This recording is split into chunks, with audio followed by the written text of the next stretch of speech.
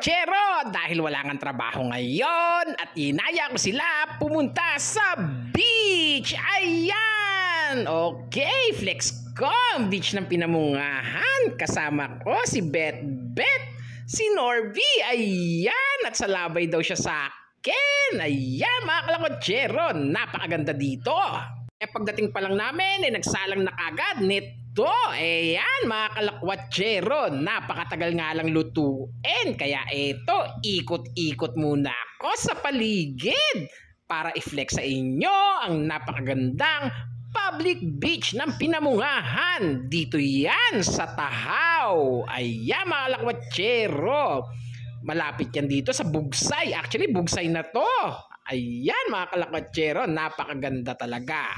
Dahil nga napakatagal maluto, eto, tinira muna namin ang kinilaw at paksiw na may lechon manok.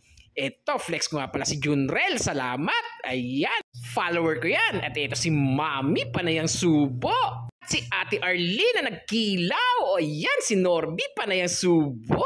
O diba, sarap ng picnic. Kaya eto naman, nag-enjoy. Ayan, si Bet, patambling. Ayan, kasama pa ang ibang kapitbahay na mga bata na dito lang din namin na-meet. Ang kukulit, ang sasayap. At ipiflex ko rin itong Katunggan malapit sa Bugsay pala. At dito napakaganda, malilim. Ayan nga, daming nagpipiknik, nagsiswimming. Ang iba nakahamok pa dyan. At eto, dahil napakaganda nga ng weather, si Norbit, si Mami Panayan Langoy. Kaya nung nagkasawaan na, ayan, uwian na mga kalakwachero. Habang nasa daan, papakita ko sa inyo, ayan ang view.